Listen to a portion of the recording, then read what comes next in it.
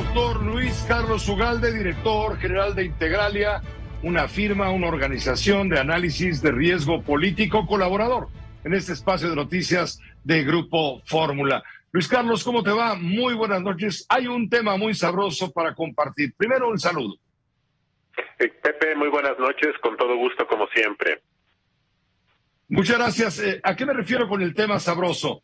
En la comparecencia de Manuel Bartlett, titular de la Comisión Federal de Electricidad, frente a los señores legisladores, fue un ir y venir de ataques y de respuestas del titular de la Comisión Federal de Electricidad, sin duda. Se puso muy intenso, muy interesante en torno al tema de la reforma eléctrica que promueve el presidente de la República, que habrá de discutirse y en su caso aprobarse con 2/3 partes, mayoría calificada en el Congreso. Pero al margen de esto, y durante la comparecencia de Bartlett, volvió a salir el tema de la caída del sistema en el año de 1988 con las elecciones presidenciales, donde resultó triunfador Carlos Salinas de Gortari.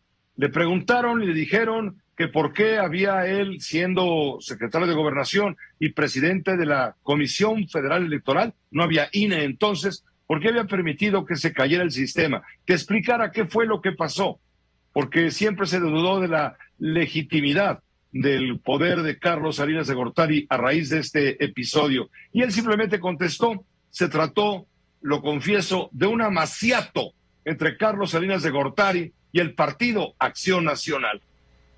¿Qué opinas sobre esto que dijo el señor Bartlett, recordando algo que ocurrió hace 33 años, pero de lo cual muchos no guardamos memoria? Mira, Pepe, me parece un acto de cinismo y de tergiversación y manipulación de los hechos. Primero, lo que ocurrió la noche del 6 de julio del 88 fue que la información de los resultados tardó en procesarse, tardó en anunciarse, y eso dio lugar a que hubiera una enorme sospecha de que pudo haberse cometido algún tipo de fraude electoral. Y yo no soy nadie para decir si sí o si no, pero lo que sí ocurrió esa noche es que se prolongó y se pospuso el anuncio de los resultados, y eso llevó a que la oposición dijera que se había cometido un fraude, porque efectivamente se cayó de caer y se cayó de callar el sistema, en el sentido de que no hubo información.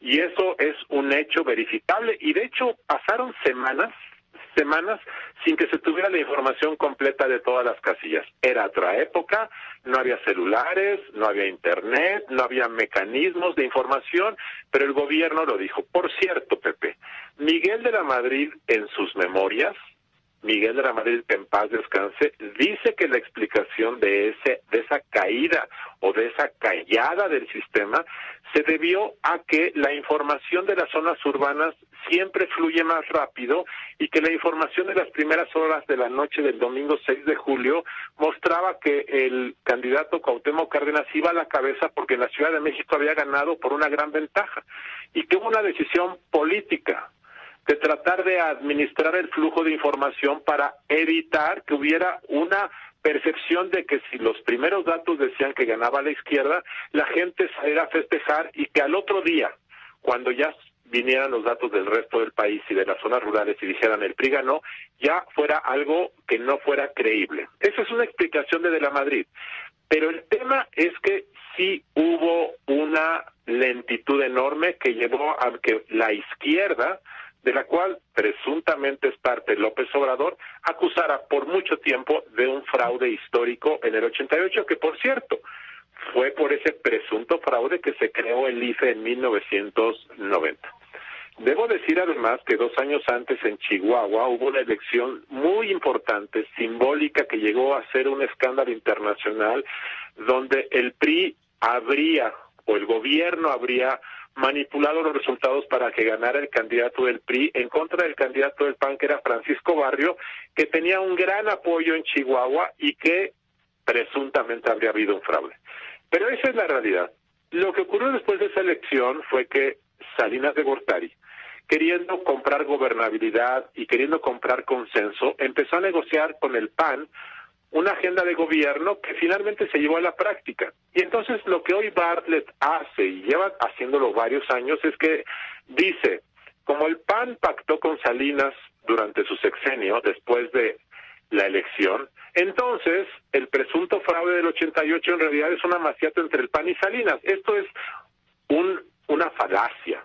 Una cosa es lo que pasó en la elección y que efectivamente hubo irregularidades, y Cuauhtémoc Cárdenas las ha dicho durante 30 años, y otra cosa es después que el PAN adoptó una actitud pragmática, negoció con Salinas, pero eso no significa que el PAN haya sido el autor junto con Salinas de un presunto fraude, porque además Salinas era candidato, el encargado de las elecciones era Manuel Bartlett, él era el encargado de la autoridad electoral porque, como tú dijiste, no había IFE. Entonces, me parece que este cinismo de Bartlett en este y en muchos temas simplemente es un acto de provocación, simplemente es un acto de cinismo y de irresponsabilidad enorme. ¿Tú crees, finalmente, Luis Carlos, en esta ocasión, tú crees que por todos estos méritos, estas medallas políticas, entre comillas, crees que Manuel Bartlett debía ser expulsado del equipo de trabajo próximo de Andrés Manuel López Obrador? Yo creo que si López Obrador fuera congruente con su discurso, que dice que toda la historia de México antes de su llegada se caracterizó por fraudes electorales, eso es lo que dice López Obrador. Sí. Pues claramente no debió haber escogido a una persona que ha sido señalado por la izquierda, de la cual presuntamente viene López Obrador, de haber cometido un fraude en contra de Cuauhtémoc Cárdenas. Eso es un asunto de pulcritud, de dignidad, de decoro. Pero López Obrador desde hace 3, 4 años no le importó, lo hizo, ha pagado un costo político.